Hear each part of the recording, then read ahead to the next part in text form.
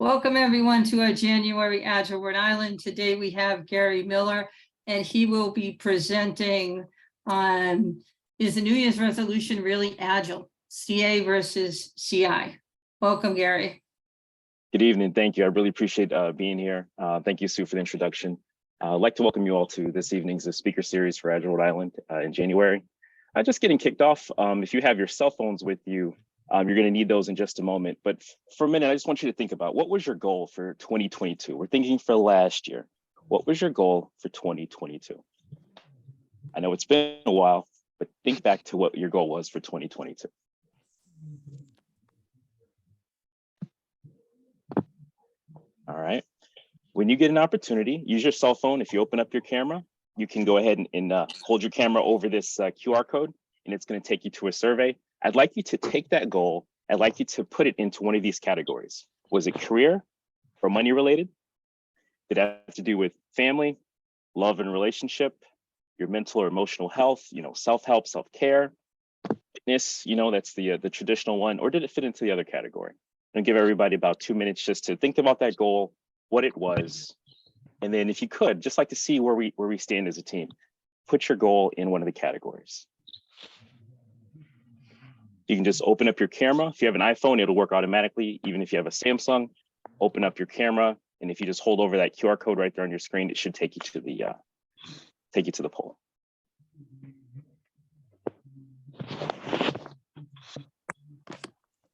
Gary, I'm looking at the presentation on my camera.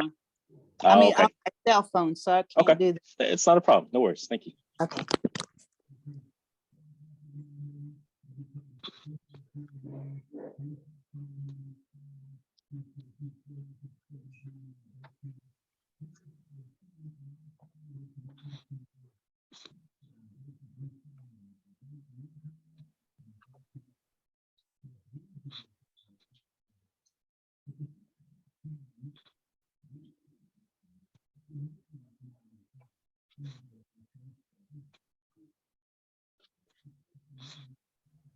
See here, still waiting for some results to come in. Okay, great. All right, we're starting to see some numbers come in. Beautiful.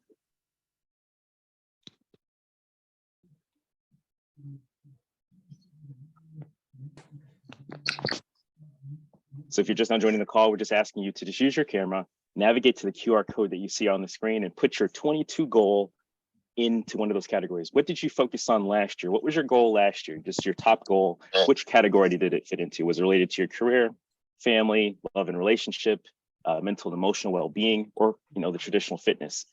Be very interested to hear if there's also anybody in the other category. So see if where your goal fit in. And if you're done there, I'd like you to answer this second question. This is the last question. Was your goal a carryover or partially incomplete? So of that goal that you just entered in the previous poll, go here and let me know if it was incomplete or partially carried over from the year beforehand, or did you get it done for 2022? Those are the two questions just to get us kicked off.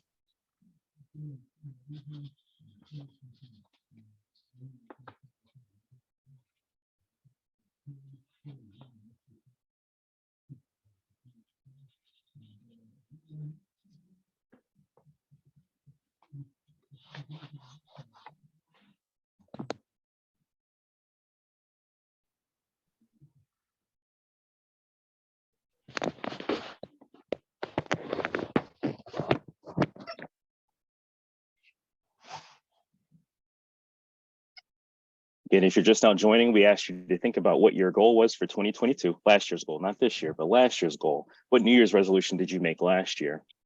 Once you remember what that goal is, go ahead and travel to this poll and let us know which category it fit into: career, money, family, relationships, fitness, mental, emotional well-being, or other. Just hold your camera over the screen and you'll be able to pick up that QR code. And then once you finish with this poll, evaluate that same New Year's resolution of 2022. Was it a carryover? Was it incomplete for last year? Those are the two polls we have just to get us started.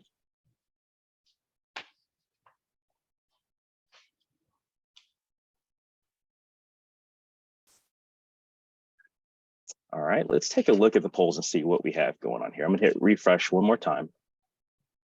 And I'll move the first one over.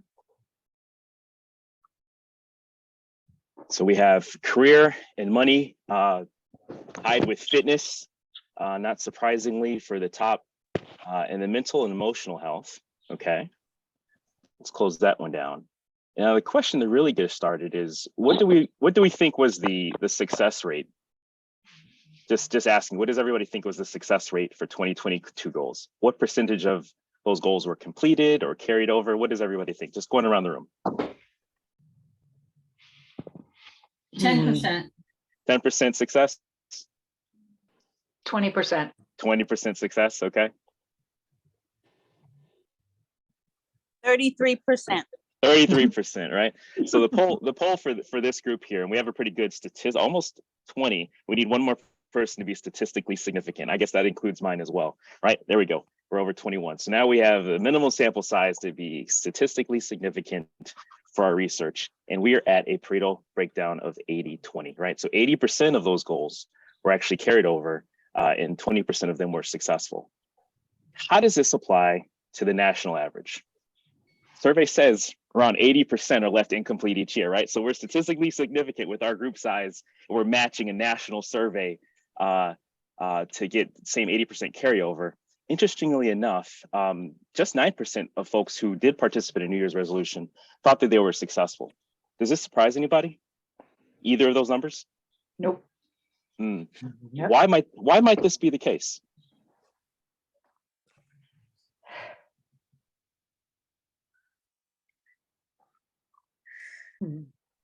Probably because some people at the beginning of the year are very emotional and they have aspirations that probably reflect how they're feeling at the time. Right. So maybe their goals are more, more broad or, bigger and better because of how much they want to achieve. Indeed. I think you said the word earlier, a little bit temperamental. You'd be surprised to know that the average duration of a New Year's resolution, it tends to peter out around mid-February, right? So you have a lot of emotion about what I'm going to do, when I'm going to get after. Most of those resolutions in the same survey, they tend to fall off around the middle of February. So that was just a quick primer to get us going into today's conversational topic I have here. Are New Year's resolutions really that agile, right? Are they sustainable? What's the case for CA versus CI, right? Are they really that sustainable? So for today's agenda, I'd like to talk about a few things. We can cover the Kaizen mindset, some challenges to adopting change and making sure that it's really sustainable and long lasting, some strategies for having those type of transformations and making sure that this year's 2023 goals actually get to the done column. And then lastly, we'll wrap up with how to set some SMART goals.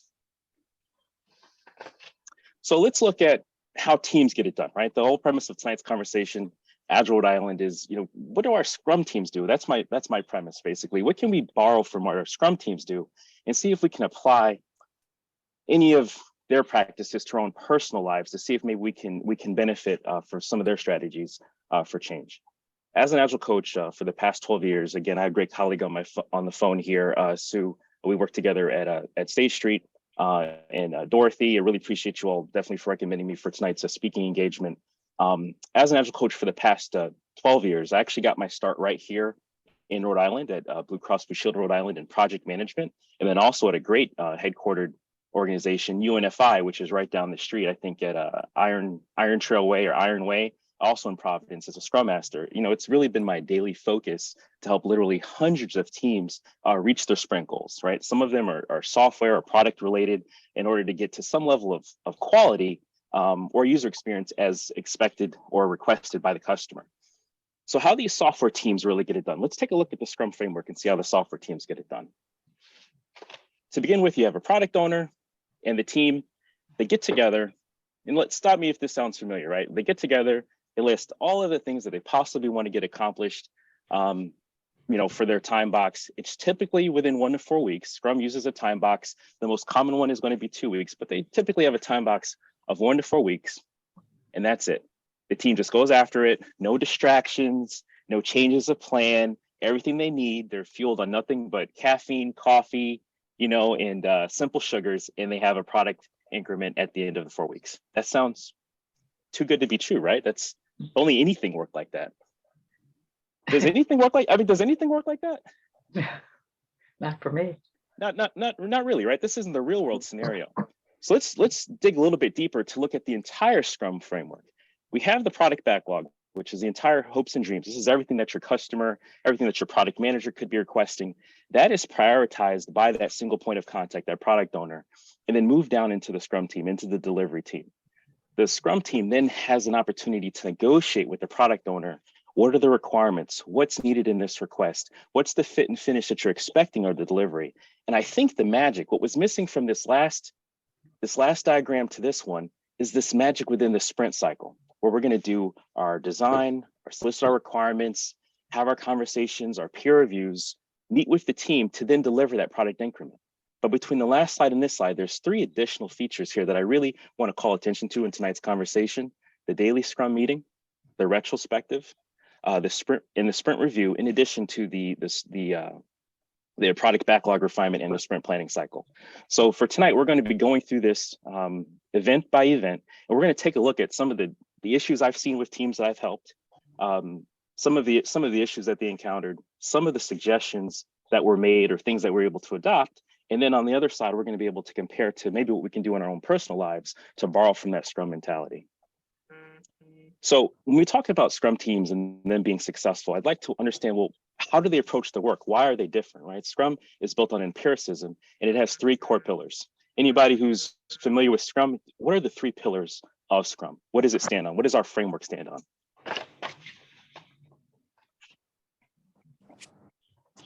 I'll offer transparency, inspection, and adaptation. Excellent, beautiful, right? Transparency, inspection, and adaptation. All of the ceremonies that we looked at on the last slide are really built on these pillars. And let's just break them down in detail to understand maybe why they might be successful and understand how teams think, and maybe we can adopt that same mindset. So for transparency, for one, don't be ambiguous about what you want in your goal setting and also in your career. Do not be ambiguous about what you want. One of the things that your Scrum teams are going to use, they use, Jira, or they might use, Rally or any of the other systems, RTC, Team Foundation Server. They're writing down some sort of ticketing. They're writing down some sort of request so that we're very clear on what the priorities are going to be coming from the product backlog into the sprint backlog. In that same way, you might be able to create a backlog, and we'll talk about that later on this evening.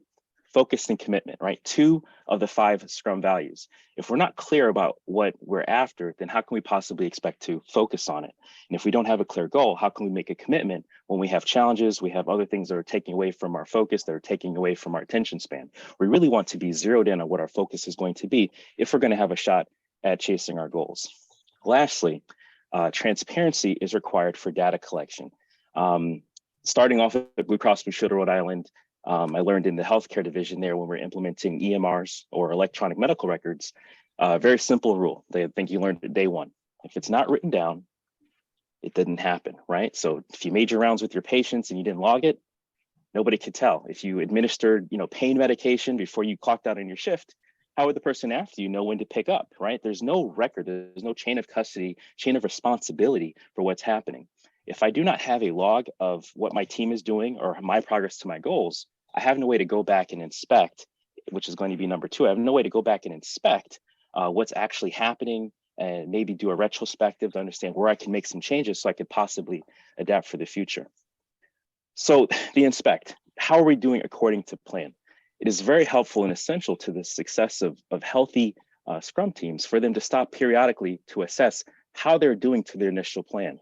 We do this in a variety of different ways. 2 of the most common are going to be at the daily Scrum, which we're going to cover in just a moment, and at the sprint retrospective.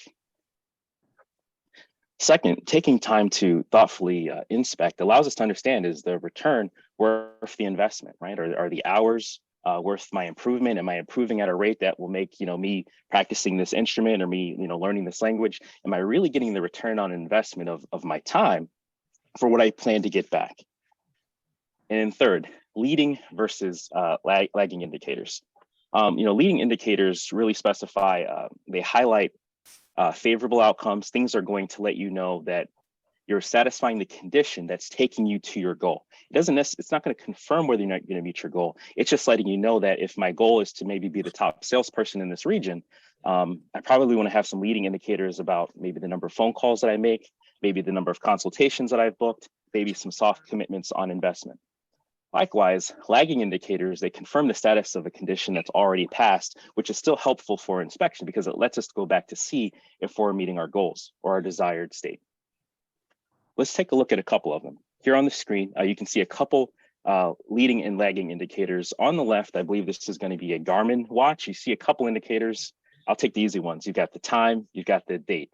What else do you see? On the Garmin watch on the left. Heart rate. You see the heart rate. So why might that be helpful to know as a leading or lagging indicator? So if your goal is to work on your health, right, and improve your health, you need to know where it starts, where your baseline, and I guess set a goal based on what you know about health indicators or what you've learned about health indicators. Absolutely. You'd want to know if your resting heartbeat is where it needs to be, or if you're just coming down from exercise, is your body recovering back down to your baseline, as you put it. I believe we also have number of minutes, I think, at peace, right? If it's overnight, this one's taken up at 1 o'clock in the afternoon, but it's overnight, it's letting you know how much time you have been at peace or you haven't been at rest. So if you're having trouble tossing and turning at night or kind of recovering, it's letting you know like how many times you're getting up to sleep or are you successfully sleeping all the way through. What about the steps? Anybody comment on that one? This is Steve. Hey, Steve. I had 10,000 steps a day. So that one looks familiar to me, but slightly different. I have a Fitbit, but it's the same idea. What do you use the steps for yourself?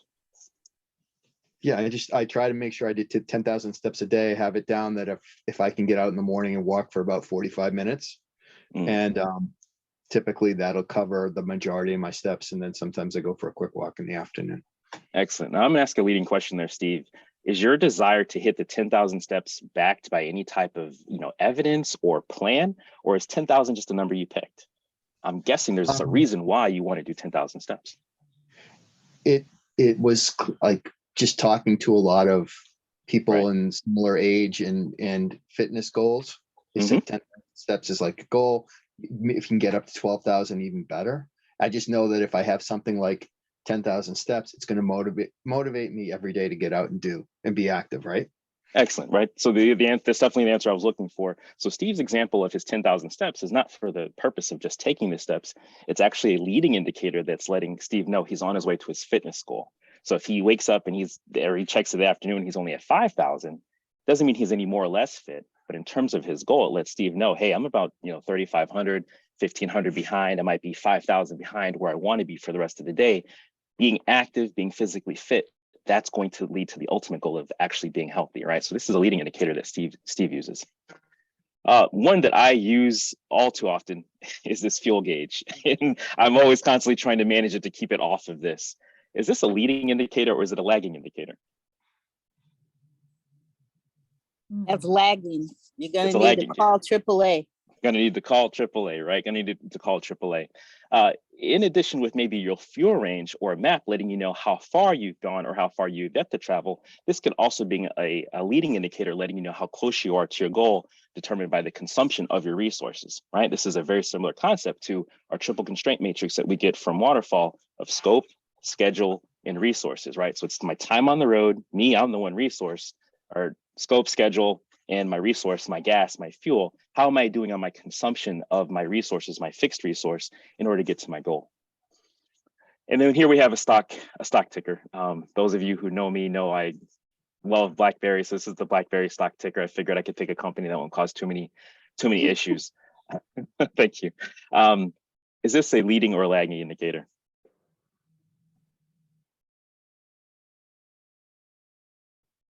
You can't really tell, can you? This one's actually going to be a lagging indicator. This is their previous stock performance, but this was also a trick question. This is going to be a lagging indicator simply because it is their stock performance of either today or any time in the past, right? So this is their market value has already been determined. The reason why it may not be a really good leading indicator is you look at all your investment prospectuses, and what do they say down in there in the tiny print? Previous performance is not a good indicator of future performance of this fund. And this is an exact reason why, right? Starting from $2.50 up to its height of $147 and back down to 15, right? So you have the gamut of emotions. If you're an investor, definitely a gamut of emotions, right? But you have multiples of income here that's been earned and then also lost. So it's not necessarily a really good leading indicator in terms of what your stock price is going to be tomorrow. It is in the short term, but a stock ticker is going to be a lagging indicator. So let's take this back to Scrum and see what our Scrum teams do, right? In terms of what their leading or lagging indicators are.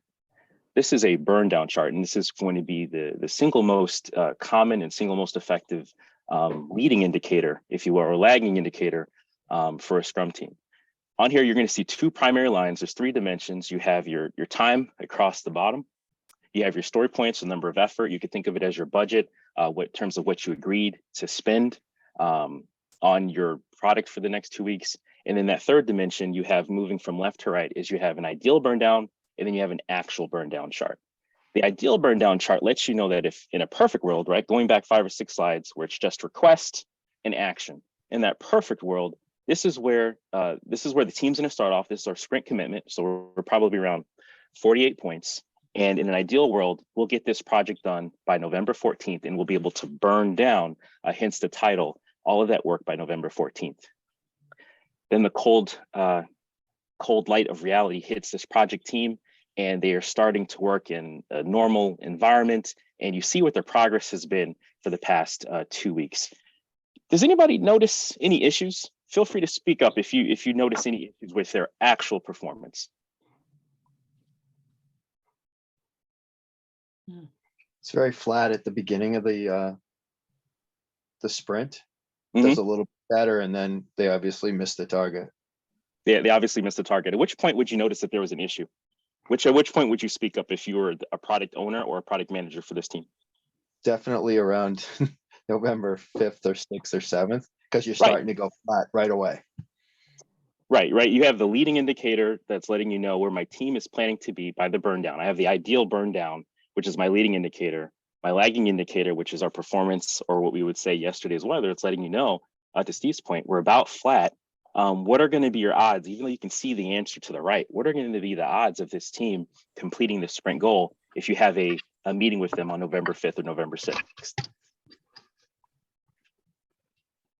Right, pretty low. You're able to see just from this point that, hey, team, and as a Scrum Master, if you're new to the profession or you're interested in understanding how to have this conversation or use this diagram, you're able to have an evidence-based. Again, Scrum is built on empiricism. So we have the 3 pillars: transparency, inspect, and adapt. And at the bottom, it's all wrapped around empiricism or data like this. This isn't how I feel.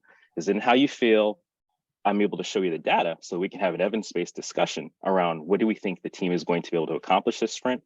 And then do we get the opportunity to replan? Do we get an opportunity to adapt as we have? So transparency, this is shown in our collaboration software. Again, I mentioned Jira, but we also use Rally, RTC, Team Central, all those types of things. This is transparently shown for everybody to see. Many of the new offices, we might put up a second screen on the wall, or we might actually have a monitor on one of the engineers' desks. We'll have this updating every 15 minutes, and everybody walking by, leader, engineer, manager, they can see where the team is, not so that they can, provide shame, or they could, go and yell and manage the team into more success. But the reason we have this as an information radiator is so that we can help, right? For us, how many of you have your goals in a visible area when you do set those goals? How many other people know about the goals that you're setting? In this way, you can maybe have a vision board, which very, very much mimics specification by example. In the IT world, we use that where you literally hold up an image of what you're trying to be, what you're trying to build, how this product should be used, and you're able to just compare it to say, wow, I know when the work's done because I almost have this functionality, or this almost goes this fast, or I almost have this fuel range, right? It's information radiator. This information radiator lets everybody know who's on the team and outside of the team, where they are, where their progress is, and if there are any issues, I can stop by to be a servant leader and try to help. Likewise, we have a lagging indicator, their velocity chart. This one is not as common, even though it really is probably the second or third most important that you get out of the default Jira packages. This is the velocity chart. What this one tells us is over 7 sprints. This one will max up to 7 sprints, but right now this is a brand new team. Over 7 sprints, it'll let you know what your planned capacity was, as well as how much work you're done. For the first sprint, we can see here that the team planned 13 and got 13, but then they move into sprints 2 and 3, and I start to see some issues. What challenges do you think the team maybe encountered in sprints 2 or 3? Really, you can't really tell until you get a chance to talk to the team and actually have that conversation. But what's interesting to note that in sprints 4 or 5, whatever changes they were needed, they were able to make, because you can see their capacity or their commitment continued to increase, as well as their delivering their the amount that they're able to deliver on that capacity, right? So we start off with an average velocity of, let's say around 10 to 11, right? Average velocity, but in moving into sprints 3, 4, and 5, they're taking that well above 20. So even though they did have some challenges in 2 or 3, they were able to sort those out, most likely through conversations at the retrospective, which will be the last thing we talk about today, in order to stabilize. This helps me as a product manager with a lagging indicator know that if I'm receiving maybe new business, or I'm pursuing new business, or I have to make a decision on my priorities in terms of maybe which team to add additional work to, or then not to pursue another requirement, this lets me know, is my team have the capacity? Do I have faith in their numbers and their estimates? Do they have faith in the work that they're doing? And maybe do I want to make continued investments in this area? There's lots of talk about machine learning and AI, or this might be maybe new hardware, new technology you're using in your warehouse, bless you. This lets me know, hey, as a product manager, that, hey, it started off, or we're trying to learn security, we're trying to learn maybe this new language, or in this new market. The team had some growing pains in sprints 2 or 3, but I can see that they made some pivots, and they've now almost doubled their velocity, going from sprint 10, going up at sprint 1, going up into sprint 4. They've doubled their velocity. This is a growing team. This is a healthy team. I can continue to make investments here. I can maybe look to start up another team, or maybe I can pursue that new business, because as a product manager, not a product owner, but as a product manager, I do have some, again, evidence-based decision-making. I have some empiricism that's showing me that this is a healthy team, right? But we're not going to know until we actually dive into that. So lastly, I should have asked the question first. What is the definition of insanity? When it comes to adapting, what is the definition of insanity? Doing the same thing over and over and expecting different results. Right. If we're going to, if we're going to learn as Agile practitioners, or if we're going to be members of the Scrum team, or just individuals living our lives, we have to learn and not be afraid to make a change when we find out that we're getting a result, as we probably were here on sprints 2 or sprints 3, or in our 20s and our 30s, right? Whatever you want to use it, whatever time box you want to use it, we can't be afraid to try to do something new so that we can get a different outcome. Right. And then data-informed decision-making.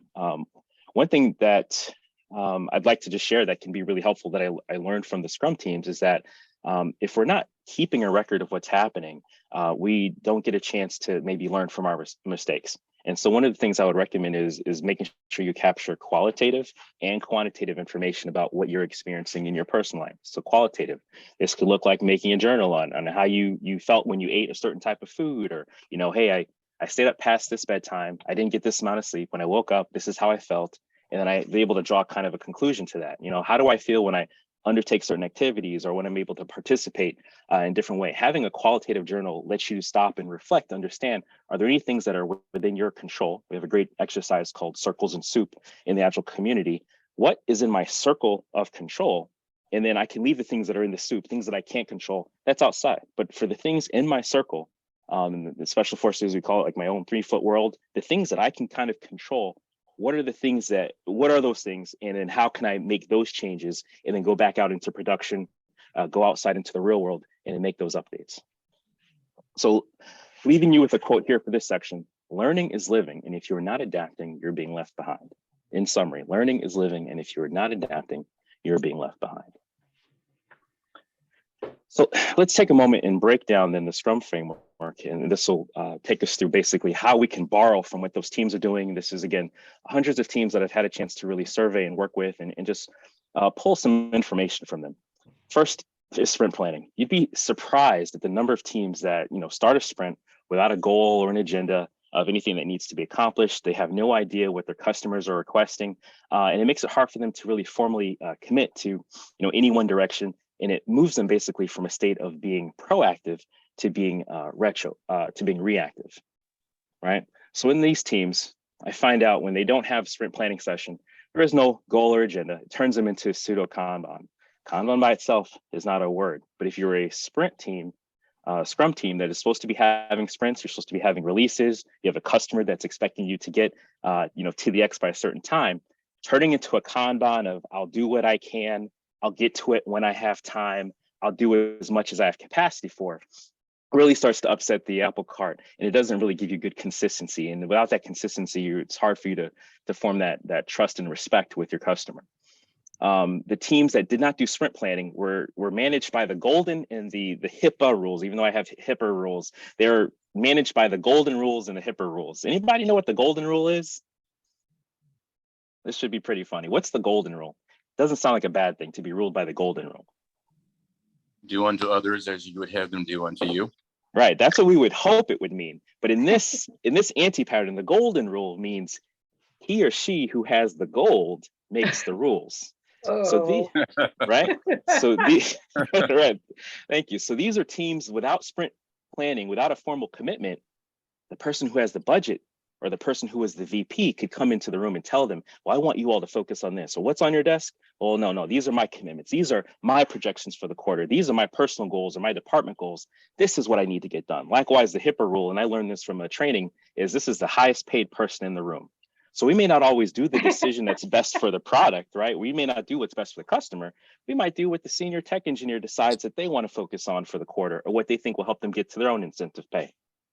Likewise, hallway contracts, right? So this is the other side of that coin. So if you don't have the goal to make the rules and you're not the highest paid person in the room, you have to resort to hallway contracts. Hey, Rick, I know we decided to do A through F in there, but if you don't mind, could you pick up this project for me? This would really be helpful. Okay, no problem, Gary. I'll take care of that. And all right, and I'm going over here and I'm having hallway contracts, and then the other managers are having hallway contracts, and you basically have what we think we're going to do on paper, but your engineers and your teams who are just trying to make sure they don't disappoint their manager or make sure they get a good review, they have all of these side projects which serves to do nothing but split out their focus, and pretty much nothing gets accomplished.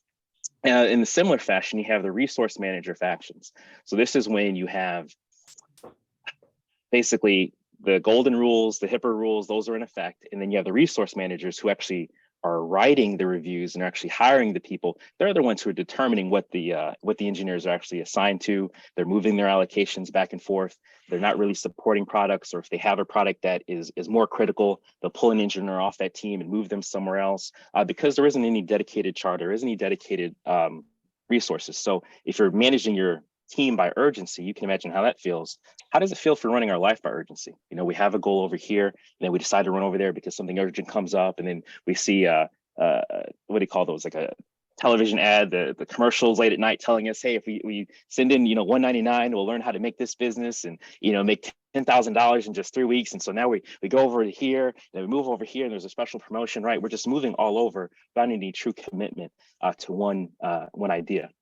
So in order to help these teams, these are some of the things I was able to help them invest in. Establishing clear boundaries with the stakeholders by which we'd accept demands, right? You can't come to us in the hallway. We have a meeting Tuesday from 10 to 11. This is when all the stakeholders need to come in and let us know what happens. What's helpful about that is that you have all the highest paid people in the room and all the people at the gold. Let you all have the discussion amongst yourselves about what this team's priorities are going to do. But we're not going to have 3 planning sessions where we're hearing from 3 different managers or 3 different leaders what they want this one constrained set of teams to do. Involve the customers and the POs in the negotiation process of those priorities so that they know exactly what we're working on. And this sets us up for what I think is probably the best value. If everybody knows what we're working on, they also know exactly what we're not going to be working on. And as a Scrum Master, you really want to put this in your back pocket, because if I have a sprint commitment, this is how you defend and protect your teams from distractions, from the hallway contracts, from being pulled somewhere else. You have it here written that in order to meet that sprint commitment of 48 points by November 4th, these are the 12 things that we need to be focused on. Anything else is not going to be approved. So what can we pull from them? Individuals, can we begin and establish a timeline which we agree to work to our goals? We started at the beginning of this conversation. about how the teams use a time box of 1 to 4 weeks. Can you break down your goals for the year of 2023, maybe down into quarters, down into months? Likewise, get all of your requests and reminders and to-dos in one place. You can use an app like Trello. You can use Post-it notes, but you really want to get something visible so that you can track your progress to your goals. Once you have those goals out on paper, you can force rank them by urgency, the cost of them, IRR, the internal rate of return, if you really have your finances set up like that, or WSJF, weighted shortest job first, to say what's going to give me the most return for the shortest amount of time, then I can go through my year that way. So what you are unable to thoughtfully prioritize now will become a casualty of your indecision later on. That one's from me to you. Merry Christmas, Happy Holidays. What you're unable to thoughtfully prioritize now will become a casualty of your indecision later on. Moving on into the daily scrum. The daily scrum, more commonly known as the stand-up, is basically supposed to be your short check-in with your team. You're supposed to answer 3 quick questions. What did I accomplish yesterday? What am I going to do today? And is anything stopping me? For the teams that I noticed that were having the dysfunction, they were not checking consistently with the whole team, right? They were keeping issues secret and private. Why would an engineering team of 5 to 9 folks, or 7 plus or minus 2, depending on when you got your certification, right? So why would I keep issues from my Scrum team at my daily stand-up?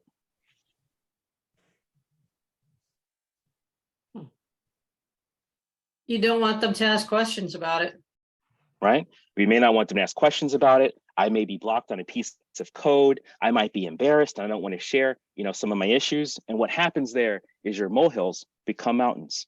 Things that we could easily solve with the wisdom of crowds, they become insurmountable because we get later and later into that sprint, right? Day 6, 7, 8, or 9, and I have failed to share that I had a simple issue merging to master, or getting into the UAT environment. But my unwillingness to really speak with each other and have the courage, right? The other Scrum value, I have now my entire team is upset by something that could have been prevented if we, just simply brought their issues to each other. So what are some things that we're doing? Getting all work, some things that we've helped them do is getting all work to a system of record. I keep referring back to Jira or Rally, but getting things away from the hallway contracts and the private email chatter and managing your team through Teams. Teams is a wonderful app. Slack are a wonderful app. I use them both. But you want to get the commitments, you want to get them out of Slack and out of Excel, and you want to get them into Jira. Do the work in those collaboration tools, which is why they're called collaboration tools. They're not project management tools. So get everything into a system of records so that we know, again, transparency, what our true focus is going to be. I was also able to fix punctuality issues in terms of starting the day at a specific time. Does the stand-up start at 9:05 or 9:10, or whenever anybody gets to the office? Do we have 2 or 3 stand-ups, one at the water cooler and one official one for the people who get in there early?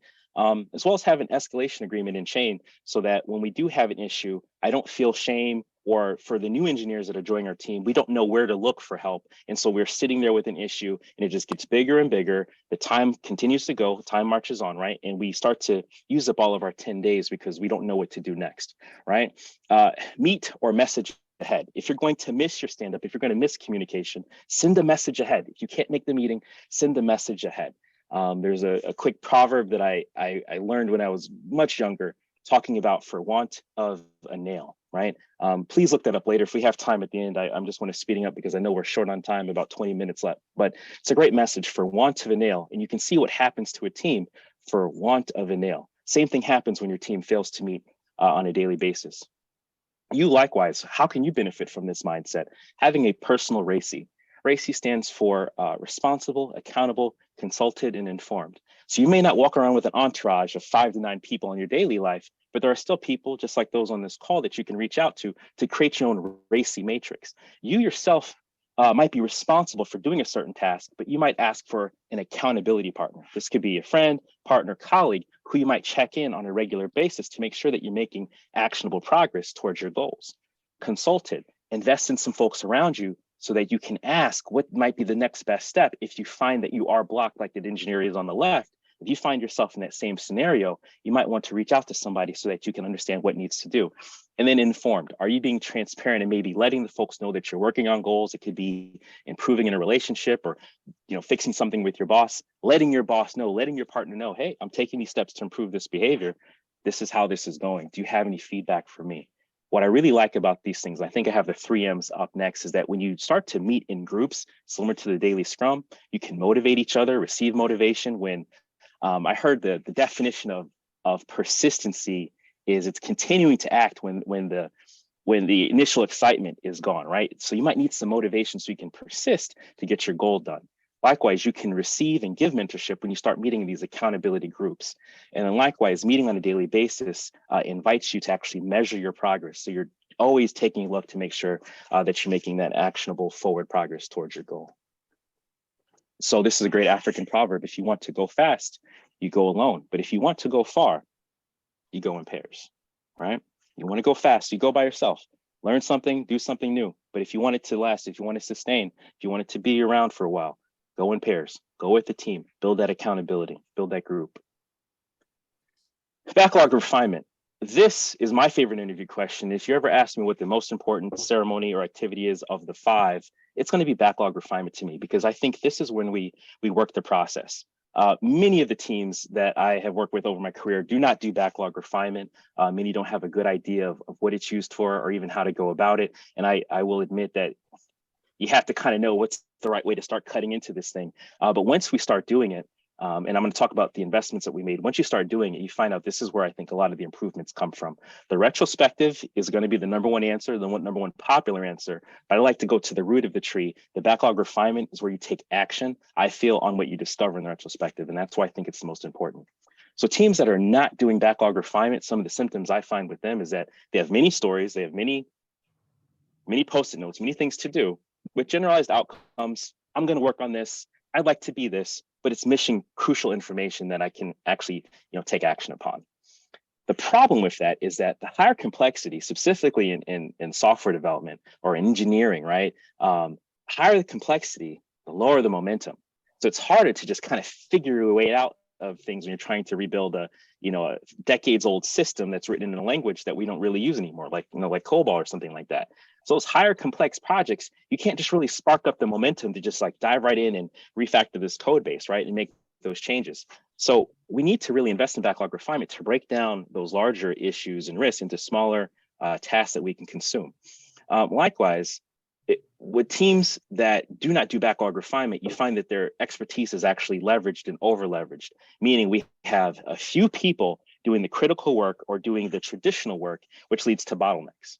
Well, we always leave this particular service or batch job or cron job to this senior engineer because they were here when it was written.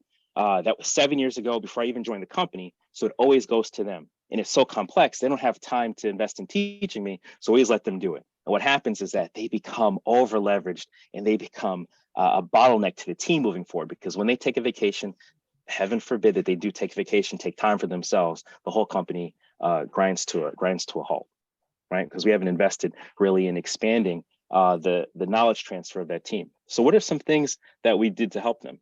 We have smaller digestible sessions to listen and learn from each other, right?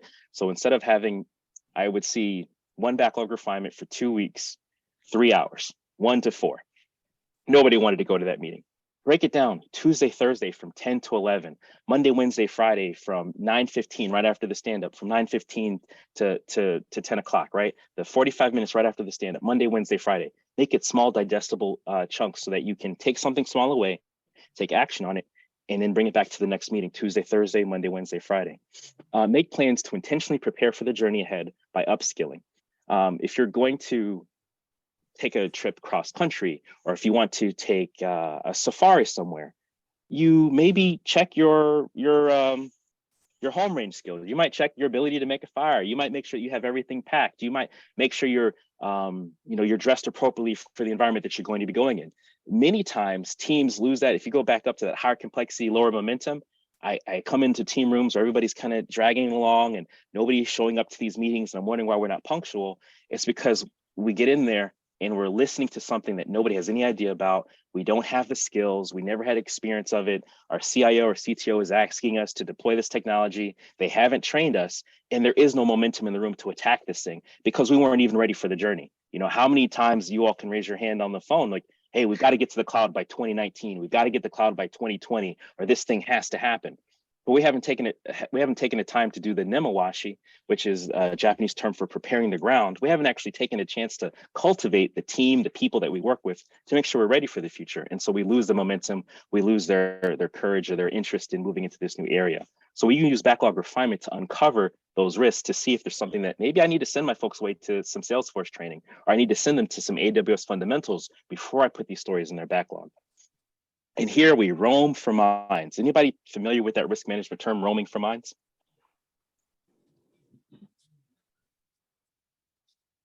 So roaming is an acronym for how we do risk management. We have resolve, we have own, we have accept, or we have mitigate. Many teams were beset. I can't go back far enough, but the team that was kind of flat for a while and they went down for a little bit, our example team, they might have had some issues in their sprint that could have been roamed, right? Resolve, own, accept, or mitigate, that could have been addressed if we had simply talked about the story in backlog refinement 2 or 4 weeks before we brought into the sprint.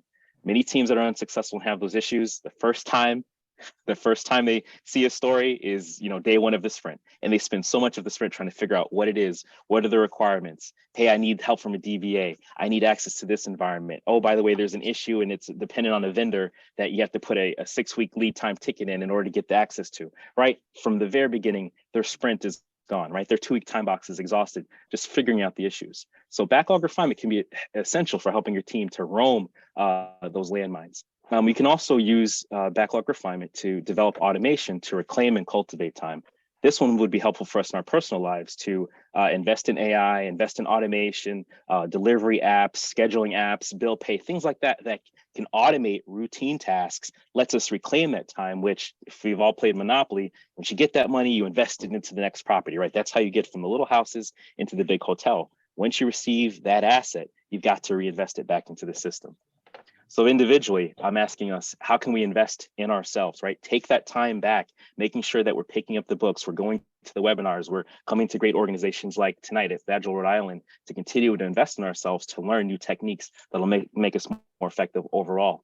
If you don't have a great sense of self-perspective, you might want to go through an assessment with a DISC profile or the traditional Myers-Briggs, or setting up an eval with like Agility Health Radar. Many of these applications and tools and coaches are out there that can really help you understand where you are in a particular competency model. We're all familiar with the 4-quadrant one, right? The conscious unconsciousness, or conscious incompetence, and unconscious incompetence, and those things. Moving through all 4 of those, we want to always have them up and available for any content area that we're trying to get better in. I don't know every program language, but I know these are the 3 ones. And I also may be reading blogs to let me know about new programming language that are coming up, or understanding new techniques for cooking or preparing food, or new exercise techniques, right? These are the things that I know how to do. I've been exercising for so long. These are my core exercises, but maybe I could try putting a new exercise in there to take my athletic performance to the next level here. Maybe I could try practicing this new coding language because I hear it's going to be the next big thing in 10 years. AI is not here today, but maybe in 5 years, AI might be more prevalent. The same thing could be said about data science, right? Learning to work with data lakes and things like that. Snowflake wasn't everywhere 5 years ago, 10 years ago, but it's everywhere today, learning how to work with that technology. So how do you set yourself up to continually invest in yourself to move through these 4 quadrants and really try to address all of those opportunities? So in preparing for this presentation, I just came across this quote. I wasn't able to attribute to anybody, unfortunately, but it said that you study to upgrade your software and you work out to upgrade your hardware, right? So you just want to making sure that you're going about things the most strategically aligned way possible. But you work out to upgrade your hardware. You have to practice to make sure that you're able to apply what it is that you're learning. So both of those are necessary. You want to grow in private, or you learn in private, but you grow in community. So you want to make sure you're always giving yourself an opportunity to apply the new things that we're learning. I want to do a quick time check. I think we are supposed to end at 7:15. Is that right? Including questions, we have until 7:30. Oh, okay, great. Oh, so we're actually right on time. All right, so we have a couple Yep. more slides here and be ready to go. So the sprint review. So this was the one that we did have on our initial kickoff slide, right? We had create the work and show the work. However, you would also be surprised, maybe you wouldn't, the number of teams that do not take a moment to actually show what work they've been doing in terms of a formalized meeting where we get together in the room with our customers and our product owner to let them know what exactly we've been doing. I think the same way on the beginning of the call, where we didn't get together to actually list out those requirements and what our focus was going to be. It's the same type of mindset that I saw about teams who they don't turn in the status report. They don't let you know what they've been working on for 2 weeks. They just show up every day and just kind of provide value, if you will. I found that they didn't have any content. They didn't have any customers come to regularly inspect. So therefore, you don't have to adapt for what's missing, right? There was no ceremony on the books. Even if there was a Scrum Master, there wasn't any time where a customer could come in and say, well, I've been putting in this burn rate. I've been putting in 10,000, 15,000 per week into this team, right? The blended rate of everybody working in a Scrum team, right? $10,000, $15,000 a week. I'm putting this into this product and I haven't seen anything. In 2 weeks, I've spent $30,000 on 8 or 9 individuals in that room full time. I have nothing to show for it. Over a quarter, over a year, I have no sprint review. The team lacked the finish line. It's hard for us to know when we're done because we didn't really have a goal to set out with. There's no momentum or sense of urgency. Each day starts to turn into the next, and the weeks run together because there is no sprint, there is no time box. We just literally just show up, we get the coffee, we go to a sprint daily scrum. If we decide to, it doesn't really ever start on time. And if nobody shows up to work, we cancel it anyway, right? So there's no sense of urgency around anything. And we can't really communicate the wins in terms of what value am I providing? We know we need you, we know we need these teams, but we know specifically what that one team is actually doing. So how do we change this? How do we turn around their mindset around the sprint review? We go wide. One of the things I'm going to do is understand when I do a lean value map, right, or a story map in terms of what areas your team is responsible for.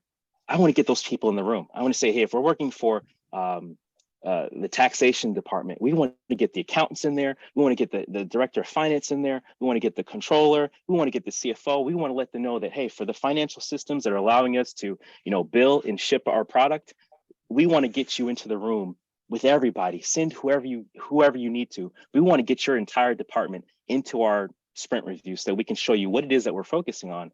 And perhaps you might see that we're focusing on the wrong thing, but it gives us an opportunity to negotiate with you so that we can have a more effective sprint planning, which follows after this ceremony, right? So I go wide, I get everybody that I can related into that area into the sprint review. Then we start to talk about metrics. I want to know about our story points. Are we tracking our velocity? Are we looking at the burn down on a daily basis? Are we looking at how many times we ship to production? How many defects we're getting from the customers? We can go to the service desk and find out how many calls related to our product line are we getting. So, hey, this code that you just released 3 weeks ago has generated a 15% spike in calls to the service desk. That's costing us and wasted time developing it. It's also costing the company operational time in supporting a buggy product, right? The metrics help drive that conversation. Likewise, this can be tough, but again, following the 5 Scrum values, one of them is courage. I would work with the engineers to get the courage to share the challenges and the things that were keeping them from delivering on that capacity. Going back, 5 or 6 slides with that flat burn down chart, do we just sweep that under the rug and be happy that it's Friday? Or do we get an opportunity to come and say, we planned for 48 points. I know this was due by November 14th. These are the challenges or things that we ran into. Hey, we're only running one UAT environment and it gets reset every week. So we didn't really get a chance to get on the list to get our information in there. Hey, we don't have enough QA engineers to actually deliver all of the stories that the coders are promoting to QA. We really need that additional capacity. Or likewise, I haven't really been trained on this technology. I know we want everything going to production through Terraform, but we only had a 2-day kickoff on it, and now it's the company's de facto standard of deploying to production. We really could use some support or some additional training, or maybe a dedicated Terraform or a dedicated DBA to help us move these changes into production, right? In the sprint review, because I went wide, right? I've got the directors, I've got the EVPs and the SVPs in that call. I have the people who are connected to the money, right? I'm flipping that golden rule upside down. I have the money in the room. I simply invite my engineers to let them know what your problems are. They would trade and pay anything to fix that burn down if you would just simply tell them what the problem is. The first time an engineer hears that and says, oh, we'll get a new QA environment. Sure, we can send you to training, or we can get you a dedicated DBA. You start to see them invest more into the process when they are displaying the courage to share what their challenges are. Giving them an agenda and a script. I think that's the last thing that I share. Many teams don't know how to have that conversation. It's nothing against engineers, nothing against developers, but the skill set of basically going to market yourself and having that conversation about here's what I did and here's the challenges and here's our metrics, that might take a bit of finish and flair, helping those teams with an agenda of what we're going to show. I basically modeled the daily scrum. Here's what we plan to do. Here's what we accomplished. These were the impediments that we encountered. Here's how we resolve them. And I think I also add a roadmap to it. Based off of what we were able to do, this is what I have coming up next, right? So giving them an agenda and a script for how to have that conversation can make having that presentation with those senior stakeholders a little bit easier, right? So this is how we fix the Scrum team. What can we borrow from this experience? You must inspect what you expect. If you're not taking a chance to look at your information radiators, look at your steps, look at your output, look at the numbers that are surrounding you in life, you're not going to get a chance to improve because you're not taking that opportunity to understand where your baseline is, right? 1 degree of change. This comes to me from a fellow coach of mine, Victor, who shared with me when we were training at a previous company. If you're taking a flight from New York to LA, and you're in a plane, if you're off just 1 degree, by the time you hit the West Coast, you'll be somewhere around 90 minutes south of your target, south of LA. If you are just off, if you're off bearing just 1 degree by the time you make that 6 or 8 hour flight, right? So we can't underestimate the importance of making sure that we're controlling for change, we're adjusting for change, and we're starting to inspect what we expect so that if we do see something that's out of line, if our team is going the wrong direction, if we're going down a different branch in our product roadmap than we want to make sure that we reconcile that, because over a month, maybe it's not noticeable, maybe we miss a delay or a feature here too, but can you imagine a team that never met in 25 iterations, again, 2-week sprints and 25, 24 sprints, 26 sprints over the course of the year? If you never stop to fix those issues, what type of change will you end up in the end? How different is the product that you produce from the one that maybe your customers requested or are paying for? Also, sprint reviews give you an opportunity to celebrate the wins. You undertaking this change is massively important. It's massively difficult. It's one of the toughest things, that we do. Change is the only constant and it's always around us, but it's still very difficult for us to actually execute it. So when you do have those wins, please take a moment to stop and celebrate those wins. And if you developed your group of 5 to 9 individuals, right, your support group, your accountability group, schedule some time to celebrate the wins with them. Celebrate the effort, not just necessarily the success, right? We want to focus a little bit more on being than doing, right? You're motivated, you're encouraged, you're showing up. Maybe you didn't get the result that you're looking for, but we really want to help to create a healthy mindset around change, and we want to praise the effort. The results will come in time. And then strive to be 1% better each day. This comes from a popular book or saying from the author James Clear, where he says, instead of trying to make really big, my favorite superhero growing up was Superman, right? Leap tall buildings in a single bound. Instead of trying to make these huge changes, which we learned from our opening slide, the energy to do all that really runs out in mid-February. Let's focus on just being 1% better each day. If we can focus on just being 1% better each day, by the end of the year, 365 days, we'll actually have a net 37% increase over our baseline state, right? So we can settle for those locked in wins. If we can just focus on being 1% better each day, there's nothing wrong with taking small incremental improvement.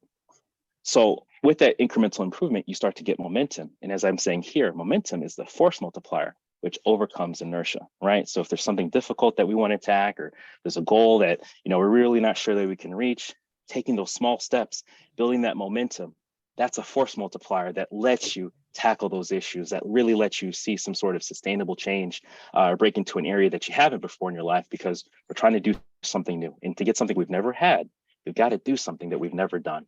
We might take a little bit of momentum to get there. Lastly, the retrospective.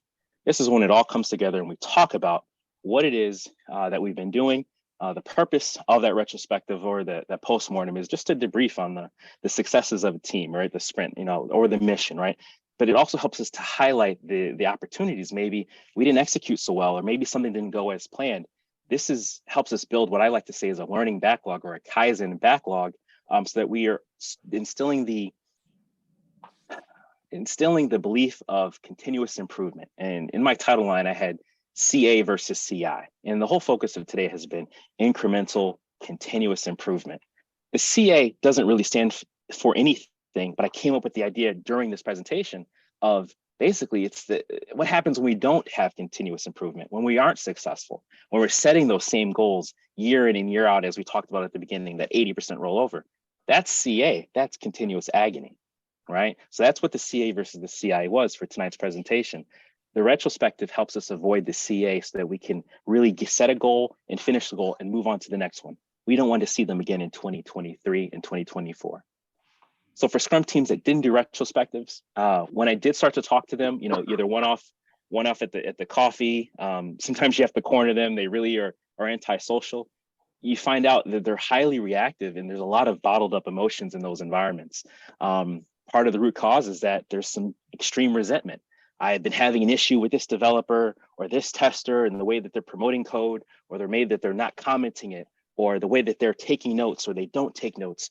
And they're taking my contributions, or they're always asking me to peer review their code, and then they promote it and they never give me credit. And then they're always getting promoted because basically I'm rewriting all their broken code. Then they turn it in and their manager just sees them turning in this working branch into master, and I'm never mentioned. I have extreme resentment because then I saw them get promoted, right? These things are really happening with the teams, and we don't get a chance to talk about it if you skip the retrospective. Just like that sprint review that was never happening, 1 week goes into the next. What's really worse is you have these problems where the problems just never get addressed, right? And then that resentment grows around that. Likewise, when I have a resentment, some folks get angry and reactive. Other folks tend to draw away and pull back. And so what I also see with teams that do not have retrospectives is I have plenty of idle resources. Nobody asked me what I thought about it, so I just stopped, attending. I show up to the meeting, but because I'm the new person out of college, nobody wants to know what I think about the code. So I just sit here, and because I'm also the new engineer out of college, they don't think I have the ability to work in the code base, so they don't really assign me anything. But my manager doesn't really care as long as I show up to the daily stand-up and I'm always on time. And then the rest of the day is free. I'm an idle resource.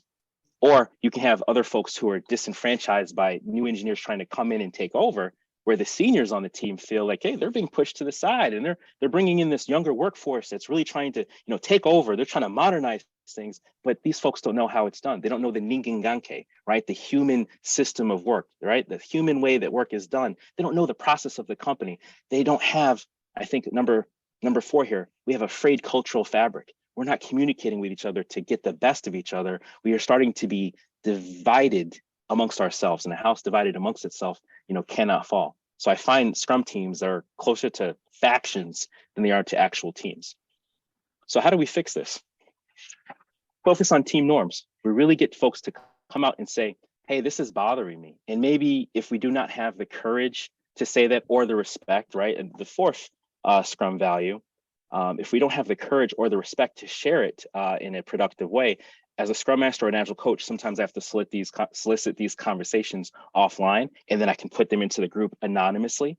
If you're a Scrum Master on the call, that's typically your role. But as a Scrum Master, if you haven't been trained, you may not know how to do that. So you might want to take an Agile facilitation course where we do discuss how to have these difficult conversations. But after all that is said and done, we try to distill the resolution in a team norm. When are we going to show up? How do we ask questions? Do we take notes? How do we raise issues? How do we respectfully disagree? Do we assume positive intent? We do something I learned called double loop feedback. Instead of saying, hey, this is wrong, or this is what's going on, I don't agree. What we use is double loop feedback that says, hey, I noticed X, it made me feel Y. Is this what you intended? So you're giving that other person you're speaking to a chance to own or be accountable for that feedback, or let you know, oh, what I was actually trying to do is save you some time. So that's why I left you off that email trail, because I thought it was something I could take care of by myself. I didn't mean to exclude you or cut you out of the process. Next time, what would you prefer me do? Now we have a positive interaction, right? So invest in those team norms. If you have the budget, before COVID, we invested in team outings, right? Getting folks outside of the work environment together for coffee, or bringing in, Taco Tuesday. Today was Taco Tuesday at the lunchroom. I was very happy about that, right? Bringing in food, ordering in food. You'd be surprised what you can do with a small catering budget that can really turn your team around. At the minimum, bring in some coffee and donuts just to get folks communicating. Again, some bottled up emotions, extreme resentment. Maybe you can get us talking over some, apple cider seasonally, or, fresh fruits in the spring. If you're in Boston or Rhode Island, I think, I have some public markets or some farmers markets. Maybe you can invest in having a delivery seasonal that kind of follows the season. that follows the region and what's available, and bring those things into the office, or take your team out to maybe experience those types of things and have an offsite retrospective. Did I have a question, or is somebody just adjusting the mic? Okay. Investing in change control, right? So you have to manage change in order to be successful about it. If things are moving too fast and you don't have control on what's happening, maybe we can invest in, a two-party system. This also includes things like having, peer reviews, making sure that maybe we're going to a change review board, maybe having a deployment check-in so that everybody knows what's going in. This is how you involve everybody with the process that might be, excluded or pushed away or think that they're not essential. Maybe you make the moment and be intentional about including everybody. And I have that wrapped under change control. And then user stories. Functional, these are for things that you need to get done. Non-functional, things that are just people's responsibility. Sometimes there's your role and what you need to do, but sometimes there's getting the job done. And that might be a non-functional responsibility where we're expecting everybody to pitch in. So it covers a team norms. But my personal contribution to this process is also making sure that we take away Kaizen user stories. So I have my day job, I have operational things in my non-functional, but from the retrospective, I also take away user stories that could be as silly as this sprint, the team is going to focus on starting 8 of the 10 stand-ups on time. That is a user story that we will write, and we will put acceptance criteria, and we'll actually put it in the sprint. So those 12 functional user stories plus 1 Kaizen story every sprint. Going back to last slide, the focus of that 1% improvement, if your team can just take 1 user story in each sprint over the entire year, 25, 26 user stories of improvement. The benefit of that is it helps make the writing your year in reviews pretty easy. It helps you looking at your goals because, hey, I want to try deploying to production using Terraform. Hey, I want to try using two-factor authentication with this app. Hey, I want to try spinning up my own container in AWS, right? 1 user story of continuous improvement that everybody buys in. It could be training. We're going to take the same 2-hour training class this sprint. So as a Scrum Master, this is how you kind of maybe fight for budget and get training and get improvement and upskilling into the actual sprint. Write a user story and put it in the backlog. And then lastly, the Deming cycle. Plan, do, check, act. You have to invest in it. You have to actually apply on it. So we as individuals, right? I think this was the toughest line I wrote this whole presentation. It's like, I got to put it out there because we have to face it. We have to step on the scale. We have to face the numbers. We have to look at the evidence in order to see where we are from a baseline. But the thing is, within the Scrum framework, there's no shame because we're refining, right? We're going to backlog refinement. We're continuously improving. We're building those communities of practice at work. We're building those accountability groups at home, right? There's no shame because we're working on it. So step on the scale, write the baseline, put a piece of paper over it, whatever the number is, and just know that you're going to improve it 1% every sprint. Be kind, rewind, take a minute, reflect, and be appreciative of the process in which you're going through. Personally, you might want to seek counseling, you might want to seek therapy or coaching if you need to improve in a certain area. That on our last slide, we have those 4 quadrants of competence. If you don't have the emotional intelligence to be a leader or to communicate with a partner, you might need to seek counseling. If you're dealing with something that's bottling up emotions, as we have on the left, we bottle up personal emotions as well all the time. You might want to seek therapy. Or if you're struggling with how to take action or maybe having a plan, you might want to connect with a life coach or a financial coach so that somebody who has that competency can direct you in the area that you want to move in, right? Be present and appreciate the process. It is not about the destination. It is definitely about the journey and what you learn throughout the journey, because as we know from Scrum and Agile, the journey can change. We want to be able to adapt and pivot to what the new end state is going to be for us. And lastly, look at your infrastructure, system, and inputs. This was really a technical way of me talking about the 5 whys. You want to look at the environment, the where. You want to look at when, how you're putting in your effort. You want to look at who you're working with, how you're going about your goals. You want to look at your goals. You want to take time to look at the 5 whys, who, what, where, when, and why of your goals so that you're continually making sure that you're optimized for your path going forward. Again, you're trying to study and you're doing it in a loud environment, or you're trying to do it the wrong time of the day, or you don't have really a good schedule for how you're going to approach this body of work. Look at your infrastructure, look at your system of how you approach things, look at the inputs in terms of the effort, the strategy, the techniques that you're applying, going back up to counseling, therapy, and coaching, as well as the self-help books. Those are all great resources to get new infrastructure, to get new system, or to determine new inputs so that you're not doing the same thing the same way, expecting a different result, right? How we open the slide. So great quote. I don't think, did anybody know that this was from some George Santana? I have heard this quote for years, and not until I did my research for today's presentation did I know who we could attribute this to. I think it's so famous, I don't even have to finish it, right? Those who did not know or learn from their own history are what? Doomed to fail. Destined to repeat it. Doomed to repeat it. And then there's Mistakes. also another one that's destined to repeat it. Something. Oh, like that. destined to repeat it, right? Destined to repeat it. To wrap up for today, how do we make these changes sustainable? How do we actually implement them and going forward? Setting up some SMART goals. What does the S stand for? Anybody who's familiar with SMART goals, what does the S stand for? Specific. Specific, okay. Specific, well-defined requirements and success criteria. I want to know exactly what I'm going after. I want to know exactly what I'm putting my efforts to so that I can track it and make sure that I'm getting the return on investment, right? I need to get what I came for. I need to be very specific if I'm going to do that. What about the M? Measurable. Measurable. All right, measurable. OKPIs, objectives and key performance indicators, metrics. Does anybody know the difference between speed and acceleration?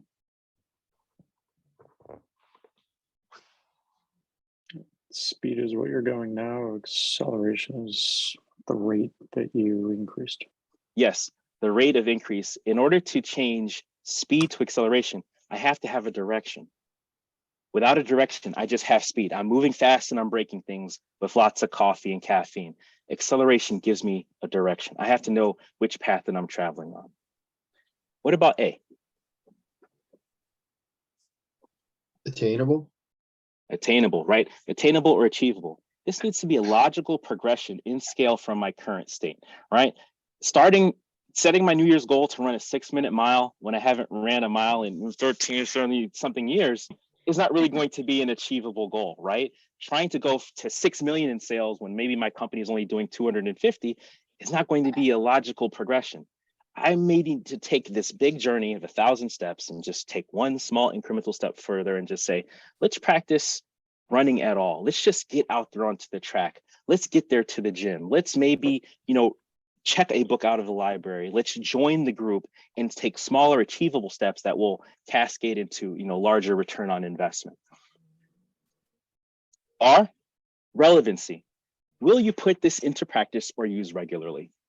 I had the goal of learning an additional language, and I was on a business flight home, and I heard an entire business deal being discussed in French. And so there, 5-10 years ago, I said, oh, French sounds good. I recognized it.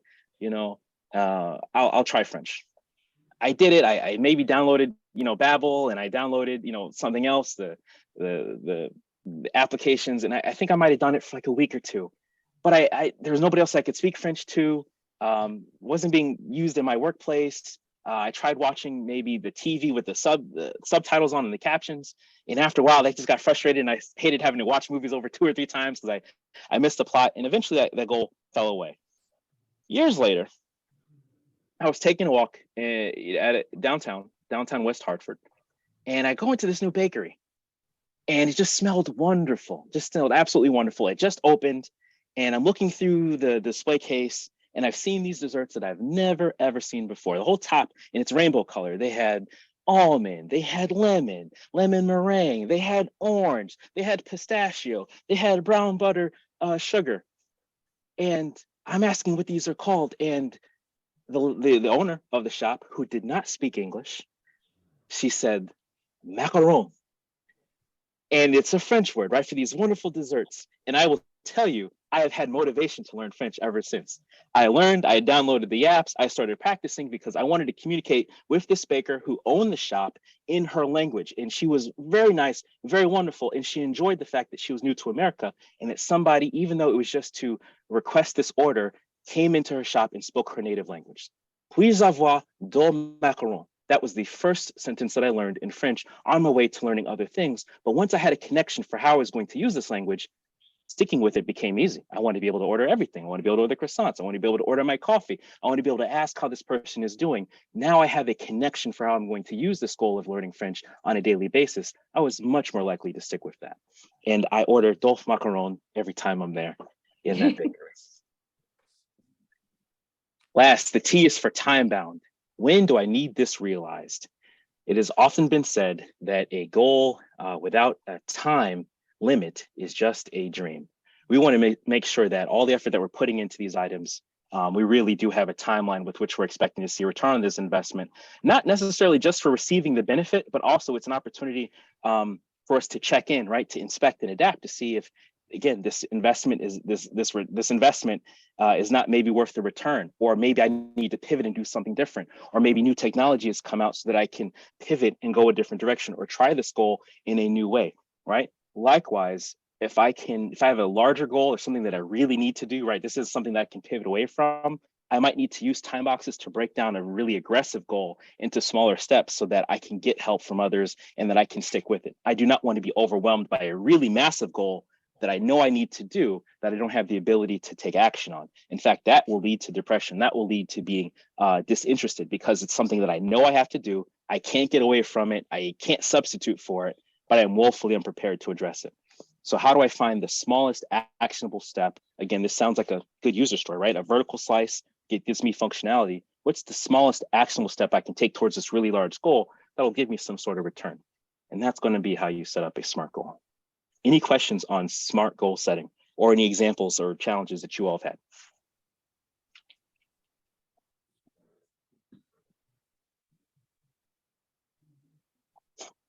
Last but not least, right? Goals are the language of progress. We should therefore seek to be fluent in this language if we're truly to reach our potential. What we've discussed tonight, that's going to get you to, from A to B, from B to C. It's setting those goals and you being able to execute on them. So I do feel that they are the language of progress, and it's something that we want to be able to set most effectively and work towards. With that, I'd like to thank you all for our discussion tonight. I think we're right at time. Thank you for letting me be your speaker. Thank you for everything that we've been able to walk through tonight. It's been really great to cover these topics. I really enjoyed putting it together. And again, thank you all for your time and for having me. Oh, thank you, Gary. That was great. I really appreciate it. I'm going to stop our recording. Of course, I lost my menu. I am having clicking problems today. I'll trim this out later. Oh,